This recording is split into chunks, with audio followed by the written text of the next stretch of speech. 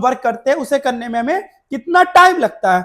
अब ये वाली बात तो क्या होती होगी, ये तो सब में होती होगी, कितना कितना टाइम लगता है वर्क को करने में, कितना टाइम लगता है, उसे हम क्या कहते थे, पावर कहते थे।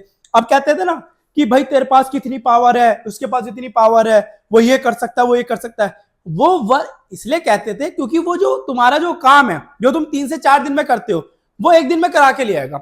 जैसे कहते हैं ना उसकी पहुंच बहुत बड़ी है, मतलब उसकी पावर बहुत बड़ी है, तो इसका मतलब क्या हुआ कि वो जो काम है वो तुम जल्दी कर देते हो, तो इसलिए उसके पास पावर ज्यादा है। ठीक है, तो मतलब उसका बड़े बड़े लोगों के साथ उठना बैठना है, तो इसलिए उसके पास पावर ज्यादा है। ठीक है, क्योंकि वो वर्क को बहुत कम टाइम में कर देता है। अगर टाइम तुम्हारा कम लग रहा है तो पावर तुम्हारी ज्यादा होगी, अगर तुम्हें टाइम क्या लग रहा है, ज्यादा लग रहा है, तो तुम्हारी पावर क्या है, कम है, तुम लो लेवल के इंसान हो अभी। ठीक है, तो सेम चीज यहां पर आई थी हमारे वोल्टेज की बात करें तो सबसे पहले हमने फॉर्मूला पढ़ा था पोटेंशियल डिफरेंस का, यानी कि V equal to W upon Q.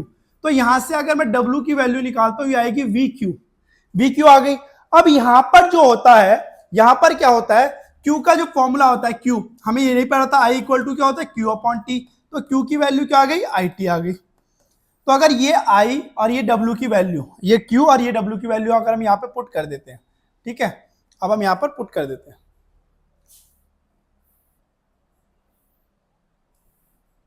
ठीक है, तो पावर इक्वल टू क्या आएगा, वर्क की value we Q upon T, और पावर इक्वल टू क्या आएगा, वी इक्वल टू क्या आया था, वी की तो वैल्यू नहीं, Q equal to I T के से टी कट गया, तो हमारे पास पावर का फॉर्मूला क्या आ गया, वी आई। ये हमारे पास पावर का एक जनरल फॉर्मूला बन गया वोल्टेज और करंट की फॉर्म में। क्या बन गया, वोल्टेज और करंट की फॉर्म में हमारे पास क्या आ गया, पावर का फॉर्मूला आ गया। क्लियर बात। अब यही फॉर्मूले को अगर हम और भी देख सकते हैं, देखो पावर v इक्वल टू क्या होता है हमारे पास, हमें पता था ओम्स लॉ क्या होता है, v equal to I R. तो अगर